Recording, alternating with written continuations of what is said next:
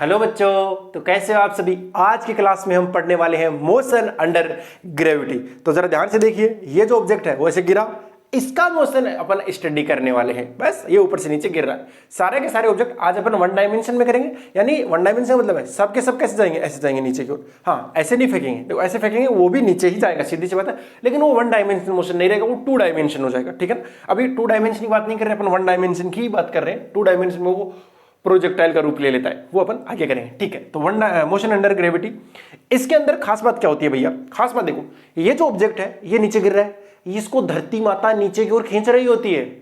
इसको धरती माता नीचे की ओर खींच रही होती है, और वो जो खींच रही होती है उससे जो एक्सेलरेशन आता है वो कितना आता है, जी आता है। कितना आता है भैया, जी आता है। यानी धरती माता जितने भी एक्सेलरेशन से खींचेगी वो सभी ऑब्जेक्ट को कितने से खींचेगी, जी। यानी मास पे डिपेंड ही नहीं करता, ये जो जी है वो मास पे डिपेंड। ये क्या है, एक्सेलरेशन का मान है। किसका मान है, एक्सेलरेशन का। ये कैसे आया, एक्चुअली अपन जब ग्रेविटेशन में पढ़ेंगे तब पढ़ लेंगे ये जी। और हाँ भैया, जो भी अपन स्टडी करने वाले हैं उनके अंदर ये वाला जी तभी यूज करेंगे जब हम पृथ्वी के आसपास के इलाकों में काम कर रहे हैं। मतलब कि आप ज्यादा ऊंचाई पर चले जाओगे ना, बहुत ज्यादा ऊंचाई पर, तब ये जी का मान कम हो जाएगा। अभी आपको जी का मान याद रखना है। जी का मान होता है 9.8 मीटर पर सेकंड स्क्वायर, अगर नहीं गिवन है तो।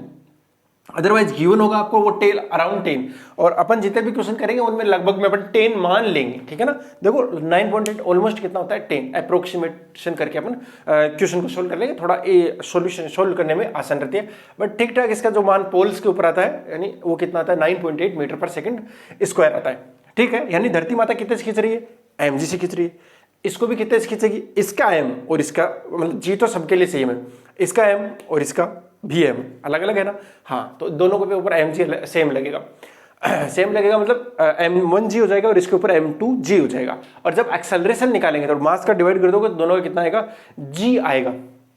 दोनों ऑब्जेक्ट का एक्सेलरेशन कितना आएगा, जी आएगा। अब ध्यान से देखो, ये कांस्टेंट रहेगा, पृथ्वी के आसपास क्या रहेगा, ये कांस्टेंट है।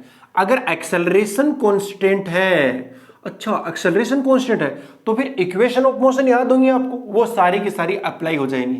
कौन कौन सी, v is to you plus a t, s equal to U T plus half a t square, और तीसरा क्या था, v square is equal to you square plus में 2as। ध्यान रखें, हमें यहां पर ये कांस्टेंट जरूर दिया गया है, बट जब भी आप क्वेश्चन सोल्व करने चाहो तो जैसे ये आपका ग्राउंड है, ठीक है ना, एक ग्राउंड के ऊपर ये वाली डिजाइन बनाने का मतलब यह है कि आप कितना भी इसके ऊपर फोर्स लगाइए नीचे की ओर कंप्रेस नहीं होगी। ठीक है। अब कोई ऑब्जेक्ट है वो इधर से इधर आ रहा है, नीचे की ओर आ रहा है ना, तो एक्सेलरेशन तो नीचे की ओर ही लगेगा। तो आप क्या करना, वेक्टर फॉर्म में मान लेना। किस फॉर्म में बेटा, वेक्टर। ऊपर वाले को जे कैप मानेंगे, नीचे वाले को माइनस जे कैप मानेंगे। तो इसका जो एक्सेलरेशन है ए इज इक्वल टू कितना हो गया, माइनस जी जे कैप। हुआ कि नहीं हुआ, हुआ। और इसकी जो वेलोसिटी होगी वो नीचे की तरफ आएगी, और जब वेलोसिटी नीचे की तरफ आएगी तो वो भी माइनस वी कैप आ जाएगी, मतलब वी जे कैप आ जाएगी। जो भी है अपने को डायरेक्शन के हिसाब से काम करना पड़ेगा, है ना। जरूरी नहीं है आप इसी को ओरिजिन मानो, कई बार हो सकता है आप इसको ओरिजिन मान लो, तो ऐसा ओरिजिन होगा तो यहां से नीचे जा रहा है कि नहीं। अब ओरिजिन उस पॉइंट को मानने की कोशिश करना, बस दो स्टेप याद रखो। एक तो स्टेप वो है कि एक्सेलरेशन कांस्टेंट है, इसलिए ये सारी की सारी अप्लाई हो जाएंगी। दूसरी बात, इसके अंदर ऊपर वाले डायरेक्शन को प्लस जे कैप, नीचे वाले को माइनस जे कैप। अब देख लेना किधर जा रहा है, और याद रखेंगे जहां से मोशन स्टार्ट हो रही है वहीं पे क्या मान ले, ओरिजिन मान ले।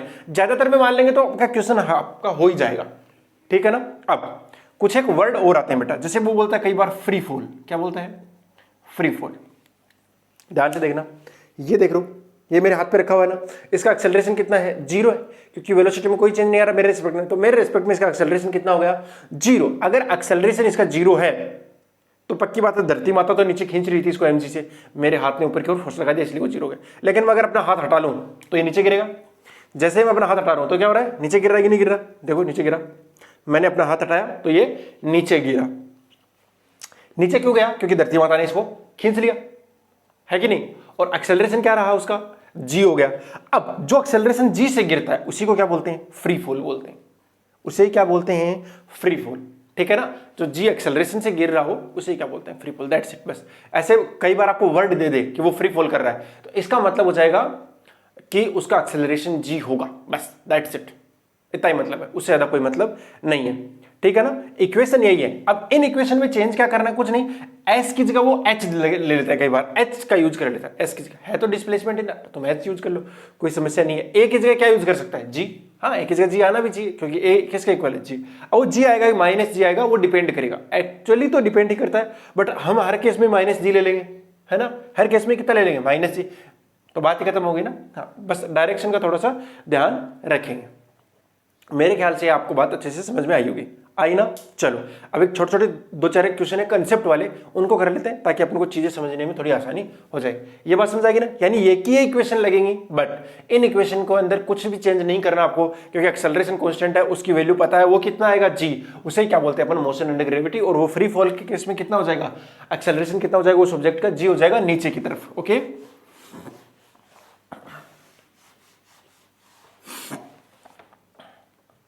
अब देखो अगला जो है, मतलब क्वेश्चन ले रहे हैं ना, क्वेश्चन क्या है कि एक ऑब्जेक्ट, दो ऑब्जेक्ट है, एक का मास है m और दूसरे का मास है 2m, एक का मास है m और दूसरे का 2m, तो ये m वाला जब नीचे गिरा और 2m वाला जब नीचे गिरेगा, m वाला नीचे गिरेगा और 2m वाला नीचे गिरेगा, बताओ पहले कौन पहुंचेगा, पहले कौन पहुंचेगा। कुल मिलाकर बात यह हो गई कि अगर मैं कोई पेज ले लूं, बेटा एक पेज लेना पड़ेगा मुझे, ध्यान से देखिए, दो ऑब्जेक्ट है, मैं मान लेता हूं इसका मास कुछ है, मास तो इसका भी होगा, इसका भी मास है, ठीक है ना, दो ऑब्जेक्ट है।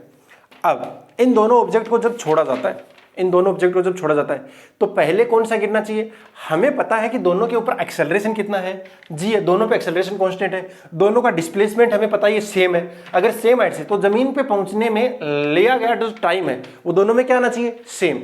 बट अगर थोड़ा सा, अगर आप ध्यान से देखोगे, थोड़ा सा ध्यान से देखोगे, तो जैसे मैं इसको छोड़ता हूं, ये देखो ये तो यहीं रह गया, आपका जो पेज है वो काफी धीरे धीरे जा रहा है, पेज जो है वो काफी धीरे धीरे जा रहा है, बट ये तो क्या हो गया, फटाफट पहुंच गया, अरे पहुंच गया ना। इसका मतलब कुछ और भी चीजें हैं जो इसमें ऐड करनी है। धरती माँ तो दोनों को ही बराबर एक्सेलरेशन से खींच रही है, यानी धरती माँ की वजह से जो एक्सेलरेशन आया है वो जी ही आएगा, वो दोनों की वजह से दोनों पे कितना आएगा, सेम ही आएगा। बट एक बात और भी होगी, वो है एयर फ्रिक्शन। हवा जो है, इसको देखो इतना एरिया आ रहा है ना, इतना एरिया, इतने एरिया की वजह से क्या हुआ, ऊपर की ओर ज्यादा फोर्स लगाएगी एयर, इसके ऊपर कम लगाएगी। देखो पहले वाला जो केस है उसके अंदर क्या कर रहा हूं, ध्यान से देखना, ये ऐसे गिरा, हाँ। अब यदि मैं थोड़ा एयर वो क्या कर दूं, एरिया कम कर दूं, अगर मैं एरिया कम करूंगा, ऐसे कर दूं, एरिया आधा कर दिया, इस बार देखना थोड़ा सा, थोड़ा और स्पीड से गया, अब करना देखना, मैं एरिया और कम कर रहा हूं, एरिया कम कर रहा हूं बेसिकली, ध्यान से देखना, और कम हो गया, ये देखो जरा, और कम कर दिया, लगभग बराबर जाने लग जाएंगे, ये देखो बराबर सा जाने लग गया, और कम कर देता हूं एरिया। कुल मिला के एरिया जिसका जितना ज्यादा होगा, ये देखो दोनों साथ साथ ही गए ऐसा लग रहा है, और कम कर दो, और कम कर दो, एरिया कम ही कर दो एकदम। और अब जब गिराओगे, एरिया दोनों कम हो गया, मास तो उतना ही रहा, देखो ना, टक, दोनों एक साथ गए। दोनों एक साथ जाने का मतलब क्या था, जो एयर फ्रिक्शन लगता है वो किस पे डिपेंड करता है, एरिया पे डिपेंड करता है, ठीक है ना, हाँ, किस पे डिपेंड करता है, एरिया पे डिपेंड करता है। तो यानी इसके ऊपर, दोनों के ऊपर क्या लगेगा भैया, वास्तव में क्या लगेगा, एयर फ्रिक्शन लगेगा। अगर आपको गिवन है एयर फ्रिक्शन तब तो लेना है ही है, अगर नहीं गिवन है तो क्यों लेना है फालतू में, तो क्यों ही लेना है, एयर फ्रिक्शन लगता है, इसके ऊपर भी लगेगा, ठीक है भैया, ये बात समझ आ रही होगी ना। और एयर फ्रिक्शन उस पे ज्यादा लगेगा जिसका सरफेस एरिया क्या होगा, ज्यादा होगा, जिसका सरफेस एरिया ज्यादा होगा। जैसे इस पेज का स्टार्टिंग में सरफेस एरिया बहुत ज्यादा था, आराम से जा रहा था, देखो मैंने उसको पिचका बहुत कम कर दिया, बहुत छोटा सा कर दिया, फट दे गिर रहा है, फटते गिर रहा है ना, हाँ। उसके पीछे का रीजन ये है कि उस समय एयर फ्रिक्शन क्या कर दिया हमने, कम कर दिया, ठीक है। ज्यादा एरिया रहेगा तो फ्रिक्शन ज्यादा लगेगा, ऊपर की ओर लगेगा, सीधी सी बात है, ठीक है जी, इतना मुझे समझ में आता है। दूसरी बात, अगर आप ध्यान में रखोगे तो F बराबर ma, ये न्यूटन सेकंड लॉ होता है, उसमें मास अगर कांस्टेंट होता है तो ये F इक्वल टू ma। ये वाली क्वेश्चन एक बार आप ध्यान रखोगे, जब न्यूटन अपन जो लॉज ऑफ मोशन पढ़ेंगे उसके अंदर मैं बहुत अच्छे से इसके अंदर बताने वाला हूं। ये वेक्टर क्वांटिटी होती है तो F इक्वल टू ma लिख देंगे, बात समझ आ रही है ना, F इक्वल टू क्या लिख देंगे, ma। अब यहां पे अगर किसी ऑब्जेक्ट की बात करूं, तो उस पर कितना लगेगा, mg लगेगा कि नहीं लगेगा, उसके ऊपर फ्रिक्शन F लगेगा, है ना। यहां F लग रहा है, यहां कुछ और भी लग सकता है, यहां 2F 3F में से लग सकता है भैया, है कि नहीं। ऑब्जेक्ट अगर बड़ा हो रहा है तो फ्रिक्शन भी ज्यादा हो सकता है, ऐसी कोई समस्या नहीं। तो F नेट कितना आया, बोलो नेट फोर्स कितना चाहिए, नेट फोर्स नीचे की तरफ कितना है mg, और माइनस ऊपर की तरफ कितना F बराबर ma। मैं मान लेता हूं कि सब नीचे की तरफ है, a किसकी तरफ है, नीचे की तरफ, ये a, इसलिए मैंने ये वाली इक्वेशन लिख दी। तो अगर एक्सेलरेशन की बात करूं तो वो कितना आएगा, mg minus F divide by m। देखो जो एक्सेलरेशन पहले जी आता था, देखो अगर ये एफ जीरो हो जाए तो एम से एम कट जाएगा, ए हमेशा कितना आएगा, जी आएगा। लेकिन अगर ये फ्रिक्शन हो, अगर फ्रिक्शन मौजूद हो तो जो एक्सेलरेशन आएगा वो जी नहीं आएगा, वो जी से कम आएगा। अगर एक्सेलरेशन कम हो गया तो देखो एयर फ्रिक्शन ज्यादा था तो एक्सेलरेशन जी से कम हो गया, अगर जी से कम हो गया तो टाइम भी ज्यादा लगेगा।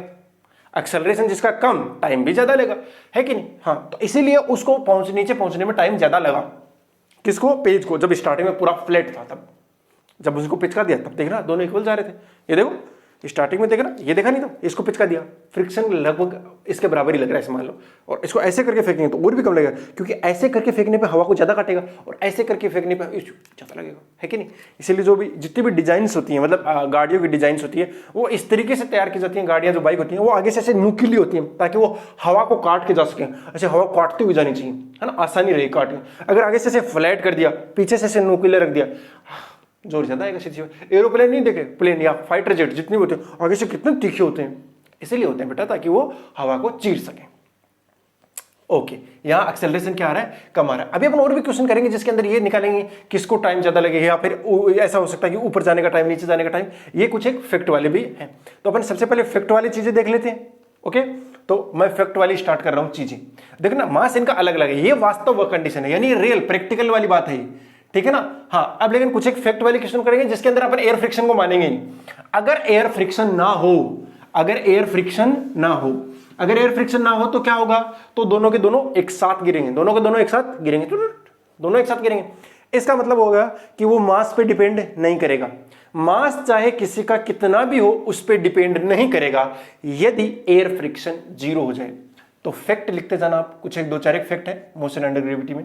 पहला फैक्ट ये है, if air friction is zero, if air friction is zero, then if air friction is zero, then time taken by object to reach ground will be same if they are dropped from same point। ठीक है ना? हाँ, वो वाली condition तो है, मतलब दोनों सबको सेम पॉइंट से छोड़ना चाहिए। ऐसा नहीं कि कुछ ज्यादा ऊपर छोड़ दिया तो उस ज्यादा वाले को ज्यादा समय लगेगा ही बेटा, ज्यादा टाइम लगेगा ही। ठीक है, पहला फैक्ट ये बात समझाती है। क्यों टाइम? अब इसका मैं नीचे थोड़ा सा लिखवा भी देता हूं। कैसे? देखो मान लेते हैं कि ये वाला कोई ऑब्जेक्ट है, ये दूसरा ऑब्जेक्ट है, मास चाहे इसका m हो और इसका 2m हो, लेकिन अगर एयर फ्रिक्शन नहीं है तो इसका एक्सेलरेशन कितना हुआ है? g, इसका भी g, और दोनों के लिए हाइट कितनी हो गई? h। कितनी हो गई? h। तो टाइम कितना लगेगा? s equal to u t plus half a t square लगाना हमें, s equal to u t plus half a t square. देखना लगाना भी सीख जाओगे ये वाली चीज। कैसे लगाऊंगा? इसी को ओरिजिन मान लो, ओरिजिन से अपन नीचे की ओर जा रहे हैं तो एक्सेलरेट जो अपना डिस्प्लेसमेंट होगा वो माइनस में हुआ कि नहीं हुआ? देखो यहां से गया नीचे की ओर तो कितना आया? माइनस का h। स्टार्टिंग में रेस्ट से छोड़ा इनको, फ्री, इसको बोलते हैं अपन आपका रिलीज करना, एक तरीके से इसको बोलते हैं रिलीज कर दिया गया, जस्ट छोड़ दिया गया, ठीक है।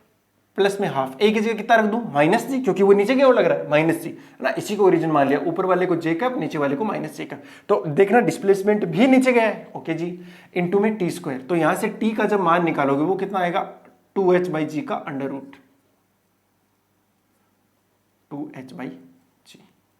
इतना आया कि नहीं आया? हाँ, तो ये टाइम आ चुका है इस दोनों को नीचे पहुंचने का। तो देखो इसके अंदर कहीं कोई मास का टर्म आ ही नहीं रहा। ये क्या है? इंडिपेंडेंट ऑफ मास है ना, ये मास पे डिपेंड ही नहीं करता। इसका मतलब चाहे कोई सा कितना भी भारी हो, कितना भी हल्का हो, सबको जमीन पे पहुंचने में बराबर समय लगता है।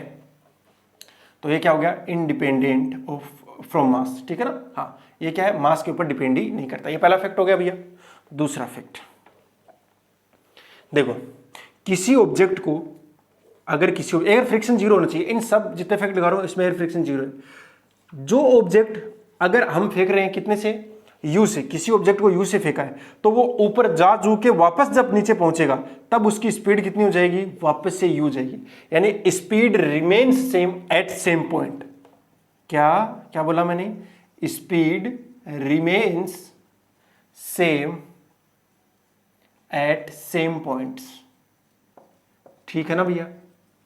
एक तरीके से ऐसा बोल सकते हैं कि एनर्जी क्या रहेगी? कंजर्व रहेगी। क्या रहेगी बेटा? एनर्जी कंजर्व रहेगी। ऐसा नहीं है कि ये तो ग्राउंड में, जैसे मान लेते हैं कि यहां पे था, इस वाले में यहाँ पे था, अगर ग्राउंड यहाँ पे हो, है ना, और ये पार्टिकल है यहाँ पर मान लो कि v से जा रहा है, तो जब लौट के इसी लाइन पे वापस आएगा ना, मतलब वापस यहीं पे आएगा, वैसे दिखा रहा हूँ मैं इसे, बस जाएगा भी इसी लाइन से वापस है, तो ये वापस कितना हो जाएगा, स्पीड v हो जाएगा। 5 मीटर पर सेकंड से जा रहा है तो वापस आते टाइम भी कितना हो जाएगा, 5 मीटर पर सेकंड हो जाएगा। बात खत्म हो गई। अरे बोलो यार, नहीं समझ आई बात, v से जा रहा है तो वापस भी v से ही आ जाएगा। ये एक दूसरा कंसेप्ट है। हाँ, लेकिन एयर फ्रिक्शन क्या होना चाहिए, 0, उसके लिए नेसेसरी कंडीशन हो गई। अरे बात समझ आई ना, ये दूसरा फैक्ट है। ओके, ये चीज क्लियर है ना। हाँ, अब बाकी जो है वो अपन क्वेश्चंस के माध्यम से समझते रहेंगे धीरे धीरे, और ये जो इक्वेशंस है वो लगाते रहेंगे टाइम के साथ साथ। ओके, एकदम छोटे छोटे, एकदम स्टार्टिंग में बिल्कुल सिंपल लेवल से कर रहा हूं ताकि हर बच्चे को समझ में आए। जिनको आता है वो 1-2 क्वेश्चन स्किप कर सकता है, मतलब अच्छे वाले क्वेश्चंस के लिए थोड़ी देर वेट करना पड़ेगा थोड़ा सा। तो देखो, क्वेश्चन है, एक पार्टिकल है, उसको ग्राउंड से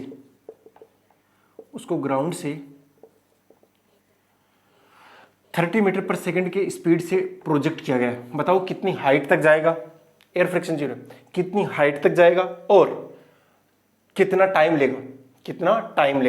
तो टाइम लेगा, देखना कितना टाइम लेगा, तो वो अपन को कैलकुलेट करना है, ठीक है ना। और एक तीसरा फैक्ट और ये भी है बेटा कि जितना इसको ऊपर जाने में टाइम लगेगा, अपन लिखवाया नहीं था, अभी लिख लेना। तीसरा फैक्ट ये कि जितना उस पॉइंट से अबव जाने में और वापस आने में टाइम क्या रहता है, सेम रहता है।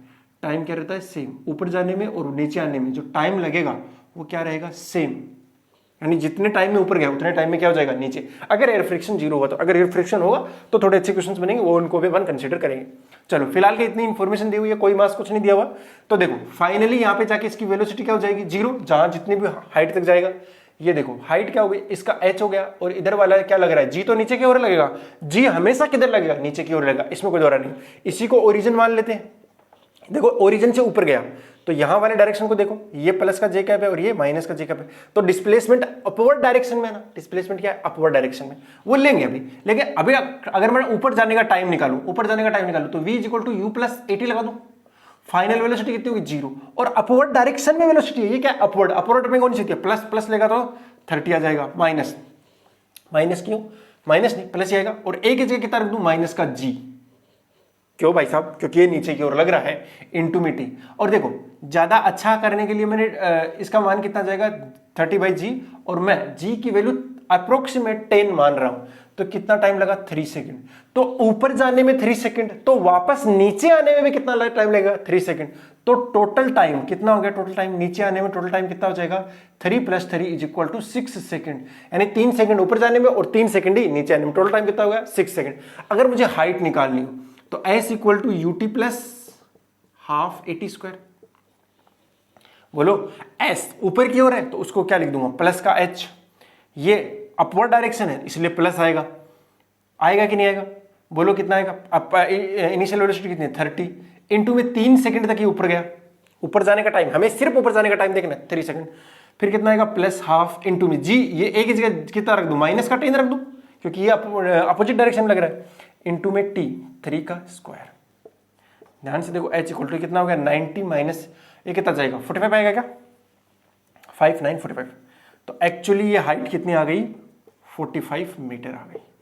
बोलो हाँ, अपन थर्ड इक्वेशन का यूज भी कर सकते हैं, v² = u² प्लस में 2as, ठीक है ना। इसका भी यूज करके निकाल सकते थे, कैसे, v² = u² प्लस में 2as। ओके जी, कैसे, ध्यान से देखो, फाइनल वेलोसिटी 0 होगी। इनिशियल अपवर्ड डायरेक्शन में, अपवर्ड या डाउनवर्ड कोई फर्क नहीं पड़ता क्योंकि ये स्क्वायर कर देगा इसका, प्लस में 2 इनटू में -10 इनटू में डिस्प्लेसमेंट कितना है, h, वो तो मुझे निकालना ही, सीधी सी बात है। तो ध्यान से देखो, ये h की वैल्यू कितनी आ जाएगी, u²/2g आती है वैसे, तो कितना होगा, 900 / 2 इनटू में 10, इससे गया 90/2 कितना आ गया, 45 मीटर। अब जो मर्जी चाहो लगा सकते हो, आपका आंसर हमेशा क्या आएगा, सेम आएगा। ओके बेटा, चलो इस क्वेश्चन को आप नोट करेंगे और अब आगे बढ़ते हैं थोड़े अच्छे वाले लेवल की ओर। चलो नोट करो फटाफट। तो क्वेश्चन ये है बेटा कि एक पार्टिकल है और उसको क्या किया जाता है, h हाइट से, यहां मान लेते हैं कि एक बिल्डिंग है, उस बिल्डिंग के यहां से, और यहां से अपन क्या करना है, एक पार्टिकल को ड्रॉप करना है, ठीक है। और इस बिल्डिंग की जो हाइट है वो स्मॉल h आपको गिवन है। ओके जी, यहां से एक पार्टिकल है, उसको डाउनवर्ड u वेलोसिटी दी, डाउनवर्ड u वेलोसिटी दी, और जब ये ग्राउंड पे पहुंचा तब इसका टाइम हुआ t1, तब इसको टाइम कितना लगा, t1 टाइम लगा। और जब इसको अपवर्ड फेंका गया u स्पीड से, तो ये देखो पहले ऊपर जाएगा, फिर इसकी स्पीड कितनी हो जाएगी, 0 होगी ना, यहां से ऊपर जाएगा स्पीड 0 होगी, फिर वहां से वापस गेन करेगा और आएगा यहां तक, और यहां तक आएगा, तब इसको टाइम जो लगा वो टाइम लगेगा t2। और जब इसी को u इक्वल टू 0, यानी तीन चीज करी हमने, u इक्वल टू 0 का मतलब समझाता हूं। देखो इसको हमने क्या कर दिया, u नीचे की ओर, यानी इसको ऐसे ऐसे धक्का देके छोड़ दिया, नीचे की ओर फेंक दिया, कुछ ना कुछ स्टार्टिंग में स्पीड दी है, इनिशियल स्पीड 0 नहीं है, और इसको क्या किया, ऊपर की ओर ऐसे फेंका, ऊपर की ओर, तो ये यहां तक गया, यहां पे जाके इसका 0 हो गया, फिर वापस आया, है कि नहीं, हाँ यहां पे भी पूरा नीचे आया। इसको क्या किया, इसको जस्ट ऐसे छोड़ दिया गया ऐसे, हाँ इसको क्या किया हमने, ऐसे जस्ट छोड़ दिया, जस्ट छोड़ा, एक को धक्का देके ये एक को ऊपर की ओर यू, एक को छोड़ा। तो जब ये नीचे पहुंचा तो बताना है आपको कितना टाइम लेगा। जब ये ग्राउंड पर पहुंचा तो आपको बताना है ये टाइम कितना लेगा। ऑप्शन आपका जो आंसर आना चाहिए वो इन टर्म्स ऑफ t1 और t2 आना चाहिए, है ना। जो आपका आंसर आना चाहिए वो क्या आना चाहिए, in terms of t1 and t2। ये आपको आंसर निकालना है t1 और t2 के टर्म्स में, ठीक है ना। तो इससे इसको करो, इससे पहले मैं एक चीज बता दूं आपको। देखो हमने क्या किया, इसको कितनी स्पीड से फेंका है, u से फेंका है ना, हाँ, और इसको भी कितने से फेंका है, u से, दोनों को u से, इसको नीचे की ओर फेंका है, इसको ऊपर की ओर फेंका है। लेकिन जब जमीन पे पहुंचेंगे ना तो दोनों की स्पीड सेम होगी, दोनों की स्पीड, यहां इसकी भी कितनी हो जाएगी v, इसकी भी कितनी हो जाएगी v, दोनों की सेम होगी। क्यों भाई साहब, देखो इसको u से फेंका यहां तक v, डिस्प्लेसमेंट दोनों का क्या है, डिस्प्लेसमेंट दोनों का क्या है, सेम, डिस्प्लेसमेंट दोनों का सेम रहा ना, हाँ। तो v square is equal to you square plus में 2s लगा दो, फाइनल वेलोसिटी का square is equal to initial velocity, एक के लिए प्लस रहेगी एक के लिए माइनस रहेगी, यू स्क्वायर रहेगी ना, प्लस इसके लिए रहेगी माइनस इसके लिए रहेगी, और ये जो v आएगा वो फिलहाल के लिए मैं speed in terms of speed देख रहा हूं, है ना। और ये कितना जाएगा, -2gh, h दोनों के लिए सेम, g सेम, सब सेम, और ये स्क्वायर करो, चाहे प्लस का स्क्वायर हो चाहे माइनस का स्क्वायर हो, ये v तो सेम ही आएगा ना भाई दोनों। ऑटोमेटिकली क्या बन जाएगा, यू स्क्वायर ही बन जाएगा, अगर ये चीज बनी रही है बेटा, अगर ये चीज बनी रही है। वैसे यहाँ पे प्लस आएगा, क्या आएगा, प्लस आएगा, क्योंकि ये ऑलरेडी कितना था, नेगेटिव था, हाँ। तो दोनों ही केस में क्या आएगी, स्पीड आपकी आ जाएगी, ठीक है ना। ये बात समझ आती है मेरे ख्याल से, हाँ। क्यों यहाँ पे प्लस क्यों आएगा, मैं समझाता हूँ प्लस क्यों है। देखो ये आएगा +2 इंटू में a कितना है, वो है -3, और दोनों का डिस्प्लेसमेंट वो भी नीचे की ओर है बेटा, नीचे की ओर है ना, इसको ओरिजिन मान लो तो नीचे की ओर गया, नीचे की ओर कितना गया, h नीचे की ओर गया, मैंने बोला जहां से आपने फेंकते उसी को ओरिजिन मान लो, तो वहां से नीचे गया तो माइनस क्या चुके, माइनस माइनस क्या हो जाएगा, प्लस का। तो ये कितना आया, v स्क्वायर इक्वल टू कितना जाएगा, u स्क्वायर प्लस का 2gh। यहां से स्पीड कैलकुलेट होगी, और दोनों की क्या आ रही है, सेम आ रही है, दोनों की आ रही है सेम। अगर दोनों की सेम आती है बेटा, इसका मतलब आप चाहे इसको नीचे की ओर फेंको चाहे ऊपर की ओर फेंको उसी स्पीड से, जमीन पे तो उसी स्पीड से पहुंचेंगे। हाँ इसका टाइम ज्यादा ले लेगा, ये बात तो मैं मानता हूं, टाइम ज्यादा ले लेगा। चलो अब सोल्व करना शुरू करें। तो सोल्व करने के लिए सबसे पहले इसको देखते हैं t1 वाले को। तो इसके लिए जो टाइम का इक्वेशन आएगा वो कैसे निकलेंगे, s equal to ut plus half t square apply कर दें। ये मैं बात कर रहा हूँ केस 1 की, जो इसको नाम देता हूँ 1 2 3। मेरे पास दूसरा पेन भी है, कहाँ गया, ये जो है वो है केस नंबर 1, ये जो केस नंबर 2, और ये केस नंबर 3।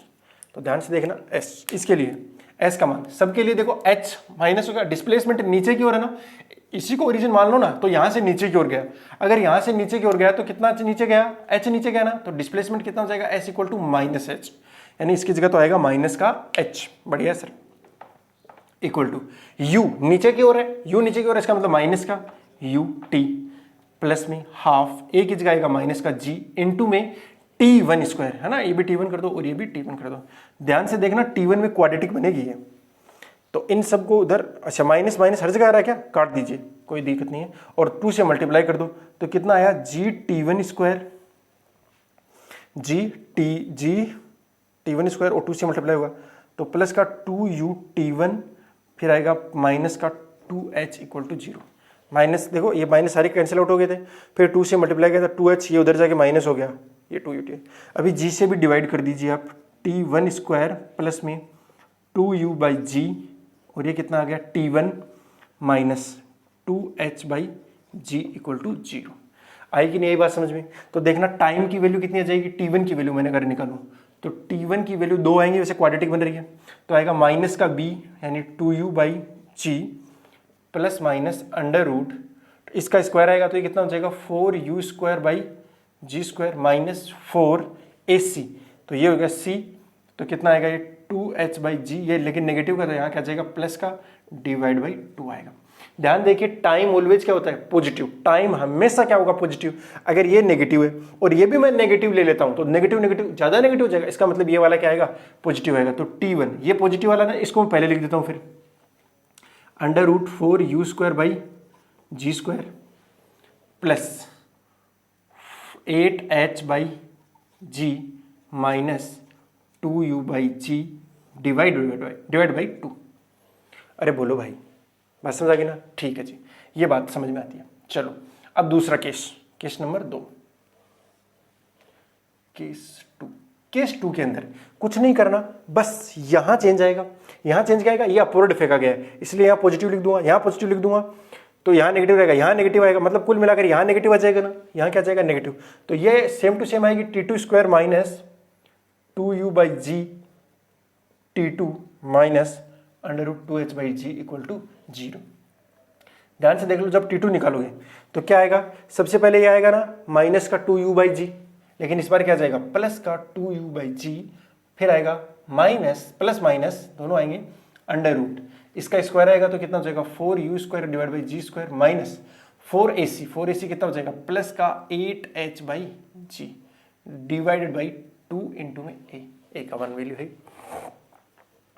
अरे बोलो हाँ, अब इस बार भी प्लस वाला लें कि माइनस वाला लें, देखना जरा। अगर मैं माइनस वाला लेने जाऊंगा तो देखना ये 2u/g है, बट ये 2u/g से बड़ा है, क्योंकि 2u/g का स्क्वायर करोगे तो कितना आएगा 4u²/g², ये तो है, उसमें कुछ ऐड हो गया तो जो स्क्वायर रूट आएगा वो इससे बड़ा आएगा, और अगर हमने नेगेटिव रख लिया तो ओवरऑल ये क्या बन जाएगा नेगेटिव, तो टाइम अगेन नेगेटिव नहीं हो सकता, तो T2 की सिर्फ एक वैल्यू आएगी और वो सिर्फ प्लस वाली आएगी, तो मैं इसको पहले लिख देता हूं अंडर रूट 4u²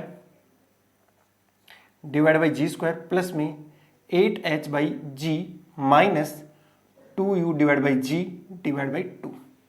ओके जी, अब ध्यान से देखो, मुझे तीसरा केस चाहिए, बोलो तीसरा केस में u 0 है, अगर तीसरे केस में u 0 है तो टाइम कितना आया t इक्वल टू आएगा अंडर रूट 2h/g।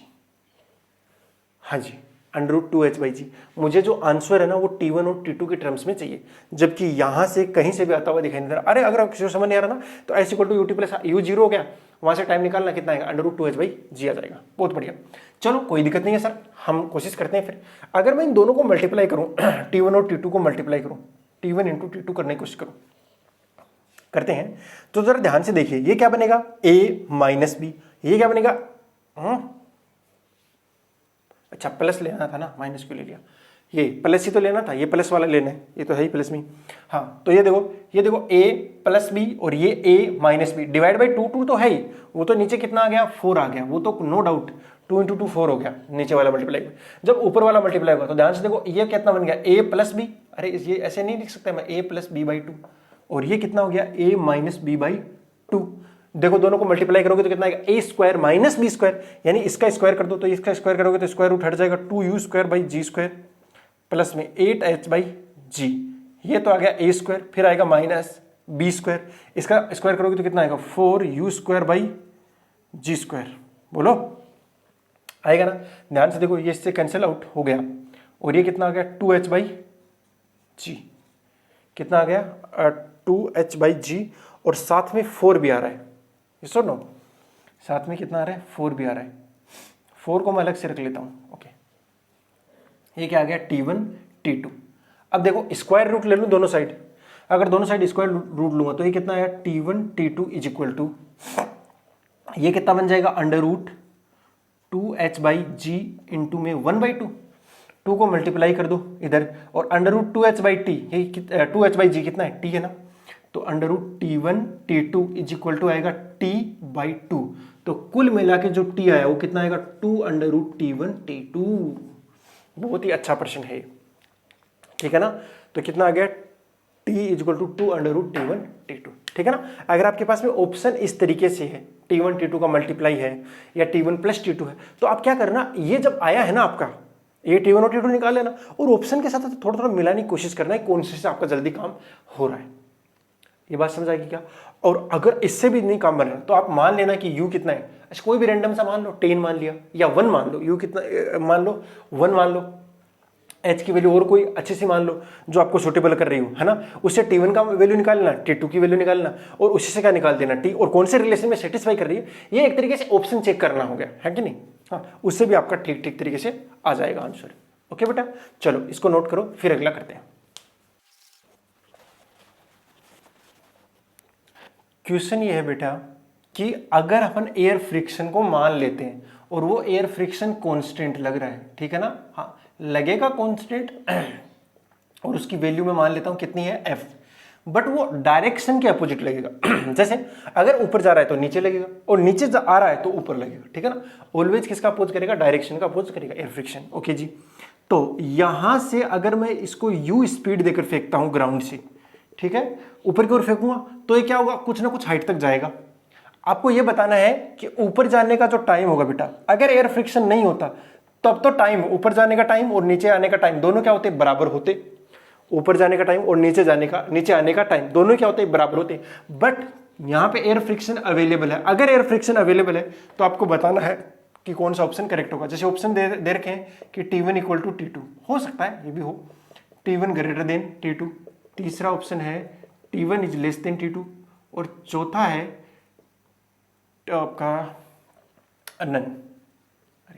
ठीक है जी, ये बात समझ आती है, 4 ऑप्शन हो गए, और इनमें से बताना कौन सा करेक्ट होगा, यानी ये T1 ज्यादा होगा कि T2 ज्यादा होगा। चलो कोशिश करके देखते हैं। अगर सीधे भाषा में देखना है तो अगर देखोगे ना तो यहां पे जा रहा है, अगर ये ऊपर की ओर जा रहा है तो mg नीचे की ओर लगेगा, वो तो mg तो नीचे की ओर लगेगा, धरती माँ तो अपनी ओर ही खींच रही है। अगर ऊपर की ओर जा रहा है तो फ्रिक्शन किधर लगेगा, नीचे की ओर, एयर फ्रिक्शन, जो एयर फ्रिक्शन है वो नीचे की ओर, तो कुल मिला के इसका एक्सेलरेशन वो तो नीचे की ओर ही आएगा, बट वो आएगा कितना, तो एफ नेट इक्वल टू क्या जाएगा, एम ए। अगर f net equal to m a आएगा तो एफ नेट कितना है भैया, m g plus f equal to m a, तो जो ए आया है वो कितना आ जाएगा, m g plus F by m. अगर मैं एम का अलग अलग डिवाइड कर दूं तो कितना आएगा, जी प्लस में एफ बाई एम।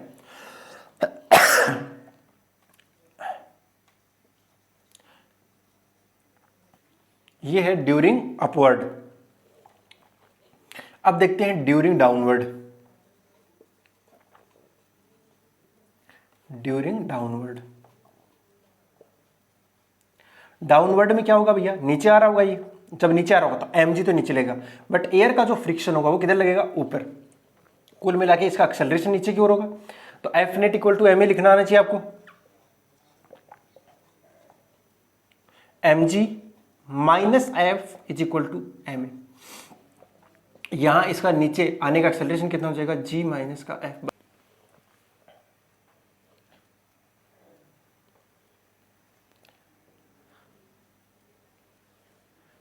ठीक है, अब ये वाली कैलकुलेशन कर लें कि ऊपर जाने में कितना टाइम लगेगा। तो देखो हाइट तो दोनों के लिए सेम ही रहेगी ना, हाँ हाइट वाला चीज क्या रहेगी, सेम। तो अपन लगा देते हैं s equal to U T plus half a t square, upward के लिए हाफ ए टी स्क्वायर। तो s कितना हो गया, h हो गया, अपवर्ड हो गया ना, h अपवर्ड है तो इसी को ओरिजिन मान लेंगे। इसको अगर ओरिजिन मान रहा हूं जहां से मोशन स्टार्ट हो रही है, तो यहां से अपवर्ड डायरेक्शन में h इक्वल टू यू भी अपवर्ड है, इनटू में टाइम लेते हैं t1 प्लस में हाफ ए डाउनवर्ड है, ए क्या है, डाउनवर्ड, तो ये नेगेटिव में आ जाएगा, और नेगेटिव में आएगा तो माइनस बाहर कर दूं पहले से ही, माइनस जी प्लस में एफ बाई एम इंटू में t1 स्क्वायर। अगर थोड़ा सा ध्यान से देखोगे तो ये t1 में क्या बनेगी, क्वाड्रेटिक इक्वेशन बनेगी, और उस वहां से इसके t1 की वैल्यू इजीली निकल सकती है। और दूसरा तरीका क्या हो सकता है कि v equal to you plus eighty लगा दो, है ना, इससे ज्यादा अच्छा तो मुझे वो लग रहा है, v equal to you plus a t. देखो जिससे हो जाए उससे काम करते हैं। फाइनल वेलोसिटी 0, इनिशियल तो u है ही, और माइनस का कितना हो जाएगा a टू t1, तो t1 की जो वैल्यू है वो कितना आएगा, u बाई ए, और a की वैल्यू कितनी है, g प्लस में f by m, g plus में f बाई एम आया ना। ठीक है जी सर। अब वापस नीचे आने के लिए, डाउनवर्ड के लिए, अगर मुझे इसकी जरूरत पड़ेगी तो मैं रख लेता हूँ, और डाउनवर्ड के लिए आपका इनिशियल वेलोसिटी कितना हो चुका है, 0 हो चुका है ना। यहाँ पे जब वापस शुरू करेगा तो इनिशियल वेलोसिटी कितना हो जाएगा, 0। हाइट तो अभी भी कितनी रहेगी, h, लेकिन इस बार वो डाउनवर्ड साइड में, किस साइड में है, डाउनवर्ड साइड में है, कितना है, माइनस का h है, अरे एच इस बार कितना है नीचे की ओर माइनस का एच, यू जीरो हो गया, ये कितना जाएगा माइनस हाफ इंटू में जी माइनस का एफ बाई एम इंटू में टी टू स्क्वायर। तो यहां से अगर आप टी टू की वैल्यू निकालोगे तो वो कितना जाएगा under root 2h by g minus में एफ बाई एम। ये है यहाँ ये T1 की जो वैल्यू है उसमें पुट कर देते हैं और हाइट की वैल्यू निकाल देते हैं क्योंकि हाइट तो सेम रहेगी। तो u इंटू में u divide by G plus F by M minus का half g plus F by M into में इसका स्क्वायर हो जाएगा तो u स्क्वायर अपॉन में g plus F by M का स्क्वायर। ध्यान से देखना ये इससे कैंसिल आउट हो गया, u स्क्वायर बनेगा तो h की वैल्यू कितनी आ जाएगी u स्क्वायर अपॉन में g plus F by M minus half मतलब u स्क्वायर अपॉन में g इंटू में सॉरी 2 इंटू में g plus F by m. तो ये कितना जाएगा 2 बच गया एक्चुअली, तो u square divide by 2 into में g plus F by m. ये इतना आया कि नहीं आया? जी सर इतना ही आया। ओके हाँ, और इस वाले केस में अगर मैं h की वैल्यू यहां पुट कर दूं, T1 तो वही रहे, h की वैल्यू यहां पुट कर दूं तो T2 कितना आ जाएगा? T2 आएगा अंडर रूट 2 अपॉन में g माइनस का f बाई एम इंटू में h की वैल्यू कितनी है u square divide by 2 into में g minus F by M. ध्यान से देखना 2 से 2 कैंसिल आउट होगा, u का बाहर आ जाएगा और डिवाइड बाई क्या बच गया under root G square minus F by M का स्क्वायर। यही बचा ना। यहां देखो ये g से कुछ ज्यादा है, ये क्या है g से ज्यादा है ना, और ये वाली जो चीज आएगी वो g से कुछ ना कुछ कमी आएगी। देखो g का स्क्वायर है, इसका भी स्क्वायर है, तो इससे क्या आएगी कुछ ना कुछ कम आएगी। दोनों जगह माइनस था क्या? नहीं प्लस रखना था ना मुझे, डिवाइड बाई 2 इंटू, हाँ प्लस, तभी कह रहा हूं। तो ये क्या हो जाएगा कुछ ना कुछ क्या आएगा कम आएगा। अगर ये चीज कम आ रही है किससे? g से। अगर ये चीज g से ही कम आ गई इसका मतलब हो गया T2 ज्यादा हो गया। देखो नीचे वाला ये इसका बड़ा होगा, नहीं ये वाला, हाँ ये देखो इसका जो नीचे वाला है वो क्या है बड़ा है, नीचे वाला बड़ा हो गया तो T1 क्या हो गया अपने आप छोटा हो गया, और ये कम है तो ये बड़ा हो गया। इसका मतलब होगा कि जो T2 है वो ज्यादा होगा किससे? T1 से, यानी नीचे आने में ज्यादा टाइम लगेगा उसे बजाय इसके कि उसे ऊपर जाने के लगेगा टाइम। ये बात समझ आ रही है ना, नीचे आने में टाइम ज्यादा लगेगा, ऊपर जाने में थोड़ा टाइम कम लगेगा। ओके ये क्वेश्चन अच्छे से समझ में आया? चलो बढ़िया है, नोट कर लो, फिर अगला क्वेश्चन करते हैं। क्वेश्चन ये बेटा, जब एक बॉल को फेंका जाता है ऊपर की ओर, ठीक है ना, और जब ये 10 मीटर की हाइट पर पहुंचती है, कितने पे? 10 मीटर की हाइट पे पहुंचती है, तब इसकी स्पीड जो है, तब इसकी जो स्पीड है अपवर्ड डायरेक्शन में वो कितनी होती है? वो होती है 20 मीटर पर सेकेंड। 20 मीटर पर सेकेंड। तो बताओ ये आपका हाँ सब कुछ पूछ सकता है कि ग्राउंड से मैक्सिमम कितनी हाइट तक जाएगा, ग्राउंड से मैक्सिमम कितने हाइट तक जाएगा, या ऐसे पूछ सकता है कि कितने टाइम बाद जाके रुकेगा, जब फेंकने के कितने टाइम बाद में जाके रुकेगा। दोनों तीनों कुछ क्वेश्चन कुछ ही पूछ सकता है, या पूछ सकता है कि इनिशियल स्पीड बताओ। आपको कोई भी क्वेश्चन दिया जा सकता है, ठीक है ना। चलो ट्राई करना चाहो कर सकते हो। तो सबसे पहले आप ट्राई करेंगे इनिशियल स्पीड निकाली जाए, यानी यहाँ से यू से फेंका गया, वो पता नहीं हमें तो ये पता है कोई बीच का दे दिया इसे। चलो निकाल लिया, चलो ट्राई करते हैं। इसका मतलब होगा देखना s बराबर U T plus half 8 square लगा दूं, नहीं मत लगाना, टाइम तो है नहीं ना अपने पास। तो इसका मतलब क्या लगाएंगे V square is equal to you square plus में 2as। ध्यान से देखो इसी को ओरिजिन मान लेते हैं, तो 0 0 जो भी ऊपर की तरफ है वो सब क्या है पॉजिटिव है। तो v कितना हो गया 20 square is equal to U कितना है, यू पता नहीं है, प्लस में 2 इंटू में a नीचे की तरफ होगा वो कितना होगा g, अरे g नीचे की तरफ वो तो नीचे की ओर लगेगा ना, इंटू में h की वैल्यू कितनी है 10, अपवर्ड है ना, इसलिए मैंने प्लस 10 लिखा है वहां पे। तो ध्यान से देखना ये 4 square is equal to you square, ये माइनस का जाएगा कितना 200, कितना आ गया 200, तो U square is equal to कितना आ गया बेटा 600। तो यू की वैल्यू कितनी आ गई अंडर रूट 600 मीटर पर सेकेंड। बात समझ आई कि नहीं? अगर यू निकल गया तो टाइम भी निकल जाएगा, हाइट भी निकल जाएगा, सब चीज निकल जाएगी। मेरे ख्याल से बात समझ आएगी ना। तो एच इक्वल टू कितना होता है you square divide by 2g। अरे बोलो कैसे आता है, H equal to U T plus half 80 square करने से आता है कि नहीं आता?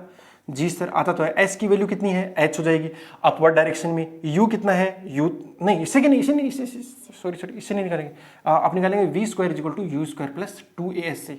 तो final velocity 0, initial velocity u, upward direction plus है, प्लस में a, ये कितना है माइनस का जी इंटू में एच, तो देखना एच की वैल्यू कितनी आ गई, you square divide by 2g। ये किसकी वैल्यू आ चुकी है, एच की वैल्यू आ चुकी है, और ये एच की वैल्यू इतनी होती है you square divide by 2g। तो ध्यान से देखना एच इक्वल टू यू का स्क्वायर कितना हो जाएगा 600 डिवाइड बाई 2 इंटू में 10, तो कितना आएगा ये 30 मीटर, यानी ये कितना अपवर्ड जाएगा 30 मीटर तक जाएगा। ऐसे ही टाइम भी निकल जाएगा, टाइम तो इससे निकल जाएगा। टाइम कितना आएगा, v is equal to you plus eighty लगा दो, v is equal to you plus eighty.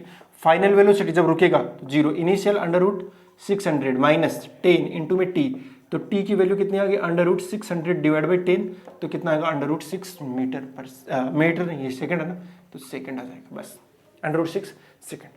Okay, ऐसे अपन और भी कोई क्वेश्चन दे सकता है, उससे पूछ सकता है, तो हम ये सारी चीजें कैलकुलेट कर सकते हैं, ठीक है ना।